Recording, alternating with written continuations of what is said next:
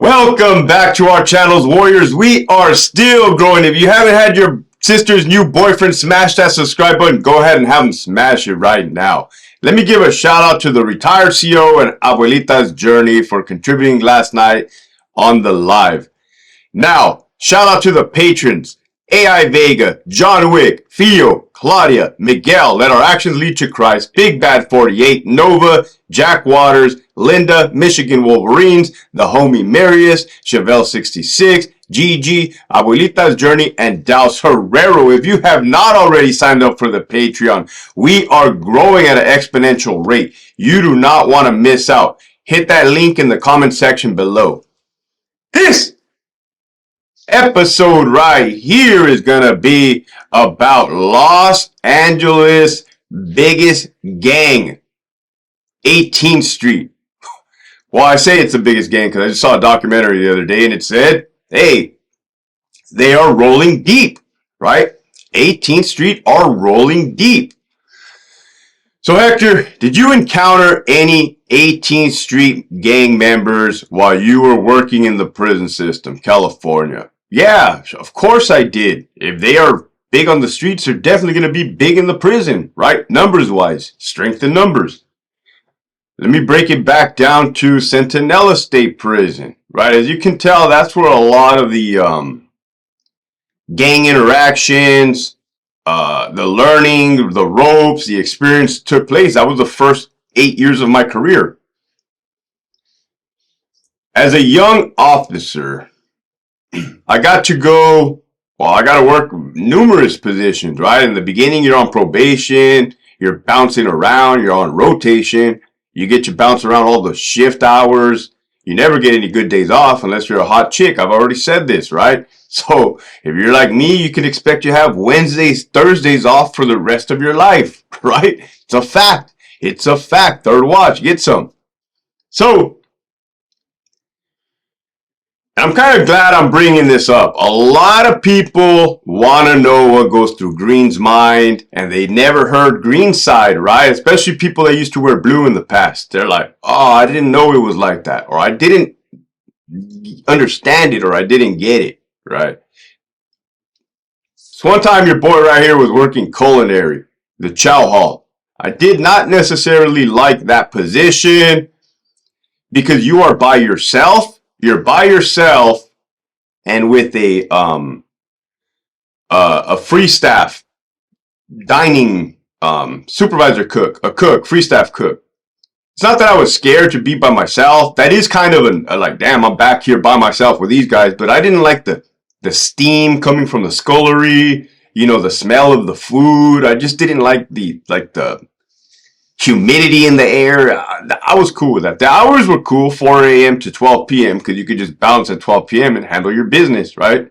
Unless you got held over, forced to work an extra shift, and then you got off at 8 p.m. So here we go to the damn point, Hector, you're killing us. All right, let's spend time. In the culinary, this was Bravo Yard. This was level 3 GP. I already be telling you, they don't give a goddamn, they don't give a damn whether it's level 1, 2, 3, or 4, right? They're down with the business. They're going to be down with the business, right? They want to knock you upside the head with a pan. They will. Don't get out of pocket. In the back of the culinary, you have the dock, right? That's where the dumpsters are at. The inmates throw away the excess food or garbage food, the cans, right? Unless they be taking the can lids to their cell and making weapons out of them. I be knowing, right? Well, there's a gate back there. The gate back there goes to no man's land. Hence the name, no man's land. You ain't supposed to be back there, right? If you're in blue, you ain't supposed to be back there, right? Green only. So, man, there was a dude from 18th Street. I was about to say a Sureño. Clearly a Sureño, right? And this guy was a big Mexican, all right? Not 6 foot tall, but like husky. A husky 18th Street gang member. I was young. He was, this dude was probably my age, but looked way older, right? You know how people, you know, when you're like, you know, when you've been through it, you kind of like have that older look to your face, right? Might have been a couple years older than me. This dude did not like me. I could tell. I didn't necessarily like him. Just didn't. It's not that I didn't like him. I would size him up, and he would size me up. We would size each other up, right? We never really exchanged much words. It's just I remember looking at that guy and thinking like, man, this guy is going to be a problem. Or this guy may be a problem at some point. Or, and, damn, this guy's going to give me a run for my money, right? If we all get down, this guy right here is husky dude. I didn't say muscular. I said husky, right? Big dude. 18th Street for sure. I'm in the back, and here is where I get into the green mindset. You're not supposed to leave inmates unsupervised in the back because they can eat whatever they can do, right? They can hop the fence. They can hide in a dumpster. This is security-minded thinking, right? They could jump the fence. They could escape. They can just, you ain't supposed to be leaving them unsecured, right? Just plain and simple. So I tell this dude, hey, take it inside. And he looked at me and he goes, what a joke. What the fuck?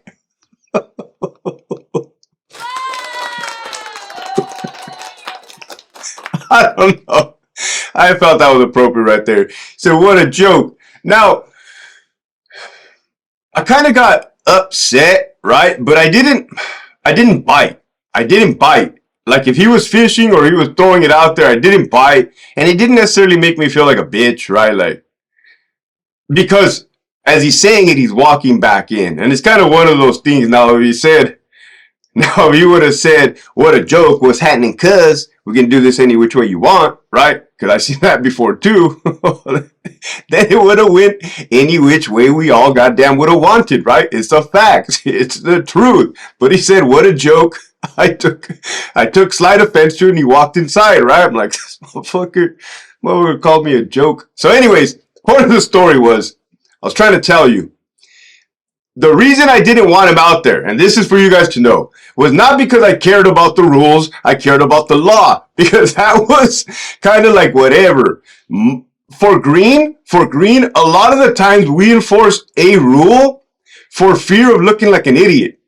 Meaning, could you imagine if you let an inmate out unsupervised and the dude jumped the fence? The kind of backlash you're going to get from your peers? Like, oh, you idiot. Damn, did you hear what this dude did? This dumb motherfucker, right? Like, wow. You had one job. Hector, you had one job. You couldn't even do that right. It's the embarrassment factor, right? It's not, I could care less, right? And as I promoted a sergeant, lieutenant, that showed more and more like, hey, you guys want to slam, you guys want to do what you guys want to do? Leave us alone, right? Leave us alone. Don't put hands on green and handle your business, right? Simple, period, plain and simple, right? So a lot of the time when these officers are going around enforcing rules is not because they could give two craps about the rule book. It's because they probably don't want to get in trouble. That's a good one too. But like, they ain't trying to get clowned, right? They are not trying to get clowned. And you guys know nobody wants to be fronted off, right? No person in green wants to look like they don't have control over their area of responsibility, their housing unit, right? Imagine the sergeant comes into your building unannounced and it's just a wild zoo in there. It's going to be a poor reflection on you, right? So it's like, at least, straighten up, guys, the sergeant's coming, right? I got a story about that, of how a guy got fired for simply saying sergeant walking. Wow, right? So that's what that boils down to. Now, Charlie Yard, level 4 GP Centinela. Yes, that video that I posted of the stabbing, the little birdies all told me, hey, that was C Yard right there. That was, and I'm like, sounds about right. That was it. You guys want to see what a stabbing in prison on a normal day looks like? Right there, right? We don't be having the name Salinas Valley State Prison, Calipat, or High Desert, but hey, prison's prison. We just keep it quiet down there, right? Just clean up the mess and let's resume program. Isolated incident. So, here we go. Housing Unit 1 or Housing Unit 2, Charlie 1 or Charlie 2, there was a youngster. 18th Street. I want to say his name and his nickname, his AKA, and I want to say his last name, but I won't. I'm just not going to, right? I'm never going to put people in a bad spot. I'm not going to do that. But I have it up here. I see it, right? He was a youngster. He was, how do you say, he had that type of personality that was like sociable, right? This dude wasn't, and for being a youngster, the majority of the youngsters were trying to act hard or make a name for themselves or trying to fit in by acting like stricter than what they would normally be. And that's a style. But this guy was just like cool with it. But this guy was also had his program down, if you know what I mean. This guy was doing his thing. So he probably had no complaints. It's like, hey, everything's all good. Good with my people. I'm really good with my people. And everything's all straight. Like I'm on the up and up right here. 18th Street, right? So I used to work at the hospital. This dude comes out to the hospital. He's a youngster. Man, I had to have been 23. This dude had to have been 21, 22. This guy has some kind of heart attack. A young kid has some kind of heart attack, right? I'm sitting on him, but that's what they call it, sitting on him. So if an inmate's admitted to the hospital and you're sitting in the room, hey, that's the inmate that you're sitting on, right? They put a pacemaker in this dude's heart. They put a pacemaker. This kid is a youngster, 22. It's like, I'm looking at this like, damn, like, I'm not a scientist, but I be knowing that young kids ain't supposed to be having these type of things. That's for like the old people, the viejitos, right?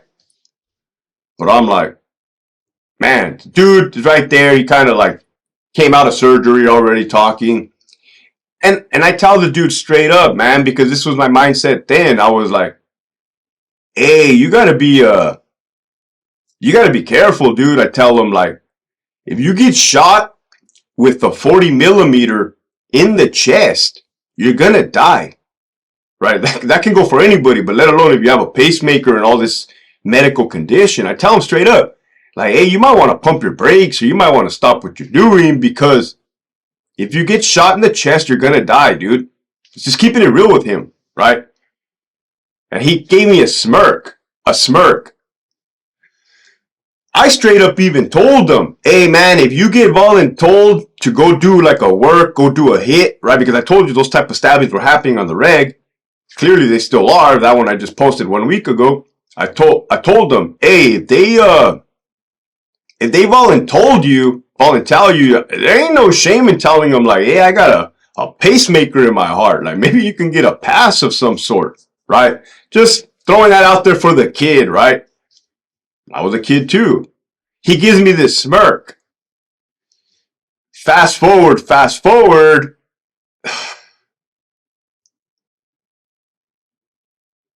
I promote you sergeant at Donovan, 2015. Touchdown January 2015. Sergeant, probably acting lieutenant. I'm on Charlie Yard, EOP, level 4, SNY. I already be telling you guys about that horrible ass yard, right? With that horrible ass plumber AW, right? This AW thinks that once an inmate's in handcuffs, he's no longer a threat.